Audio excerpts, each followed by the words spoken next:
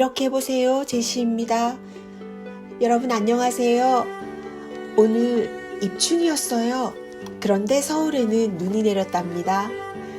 저는 오늘 아침 일찍 서울에 회의가 있어서 이동을 했는데요. 회의 도중에 창가 쪽으로 눈발이 내려서 깜짝 놀랐어요.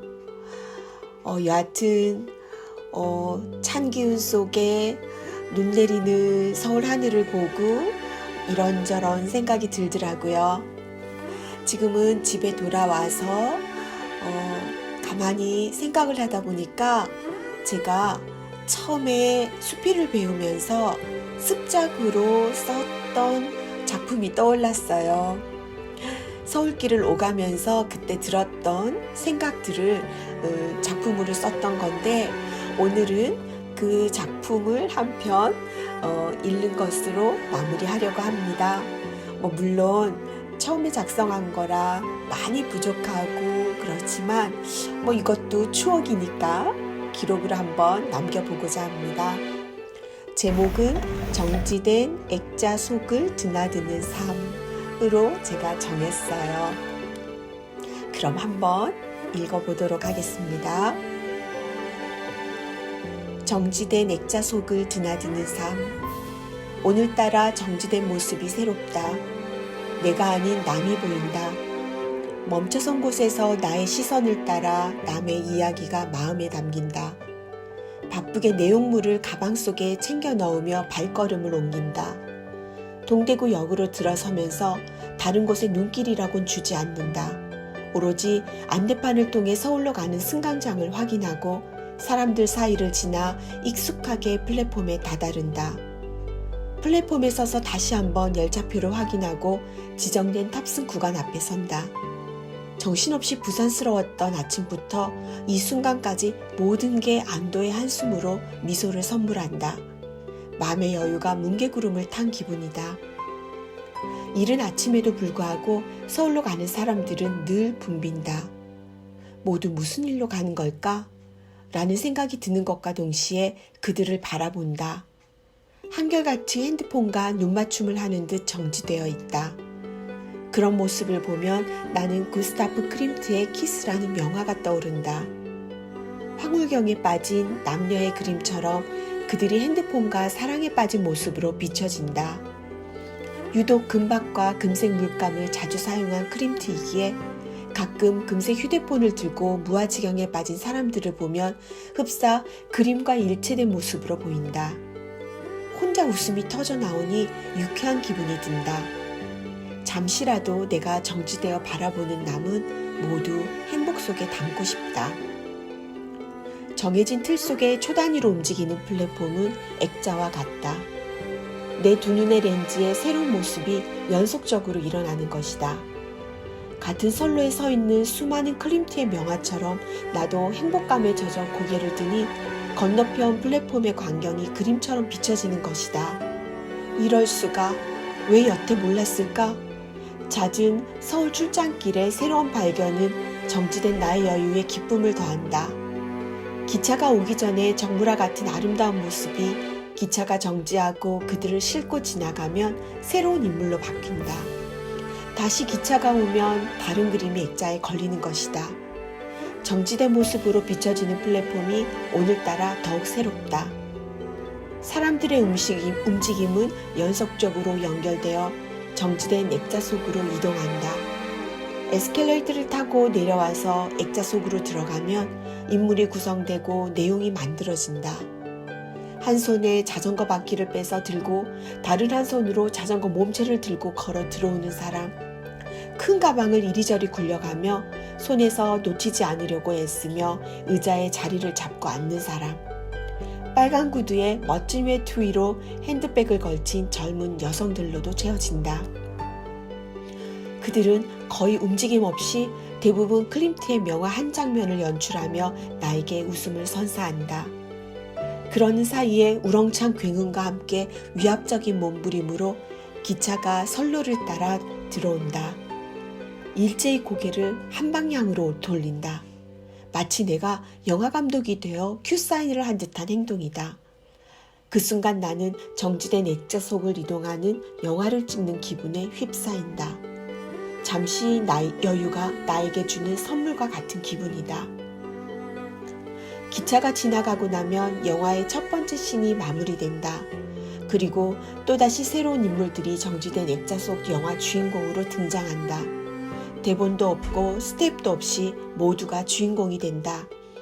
가장 자신다운 모습으로 자유롭게 나의 렌즈에 포착되어 찰나를 선사하고 이동한다. 그런 생각에 빠져 있다 보니 내 얼굴에서 입꼬리가 슬그머니 염치 없이 물결을 탄다. 입꼬리가 움직이니 눈꼬리가 저도 보겠다고 미끄러져 내려온다. 그 사이를 막겠다고 콧날개가 옆으로 늘어지니 콧망울이 가라앉는다. 웃음이 터져 나왔다. 덕분에 서울에서 있을 회의에 대한 긴장감도 다소 가라앉는다.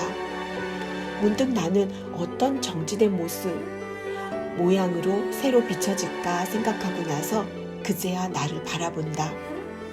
올해는 유난히 서울 출장과 회의가 잦다. 내 차림을 보니 편안한 구두에 눈에 띄지 않는 검은색 외투를 입고 있다. 낯설고 긴장된 곳으로의 이동에는 편안한 차림과 진중한 마음을 챙긴다. 옷차림이 신경 쓰여 이를 그르치고 싶지 않기 때문이다. 회의석상에서 튀지 않는 모습으로 단호한 내 의견이 튕겨나오지 않게 하는 나만의 비법이다. 대신에 나의 바쁨은 가방 속에 가득하다. 가방 속을 보니 서류 하나하나가 내 모습으로 들어가 있다. 반듯하게 컬러 인쇄된 서류는 클립으로 고정되어 투명한 파일에 감싸져 빈틈없이 완벽하다.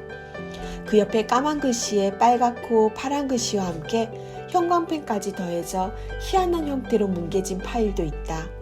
최고의 정점을 끌어내기 위한 생각의 연속을 이어놓은 나만의 동굴을 표시해둔 파일인 것이다.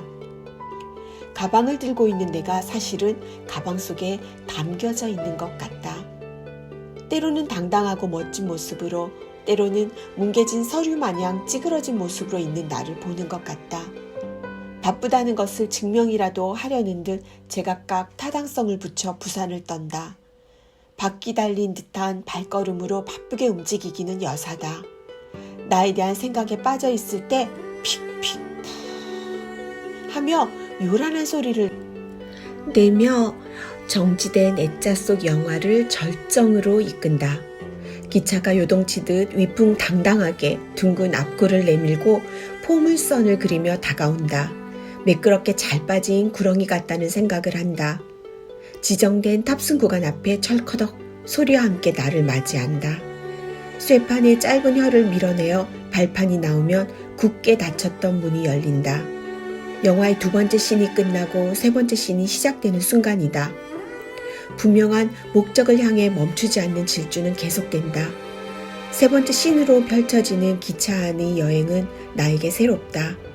기차 안에서도 대부분의 사람들은 크림티의 명화가 되어 있지만 나는 바쁘다. 이곳은 내가 최고로 멋지게 사과할 수 있는 공간이다. 머리를 고통 속에 밀어넣고 생각을 짜내는데 절묘한 공간이다. 남들이 몰입이라고 표현하는 그 절정의 쾌감을 이곳에서 느낀다. 질주 속에서 내 사고의 바쁨을 자유롭게 즐긴다. 목적을 향하는 마음은 살아갈 이유를 부여한다. 이유가 있는 삶은 생기가 있다. 기차가 지치지 않고 목적을 향해 질주할 수 있는 것은 분명한 이유를 안고 달리기 때문이다.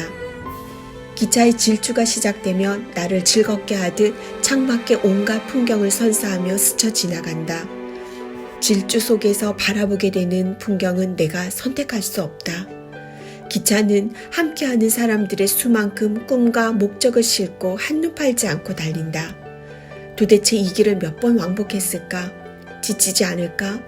질주하는 기차는 그저 묵묵히 앞만 보고 달린다.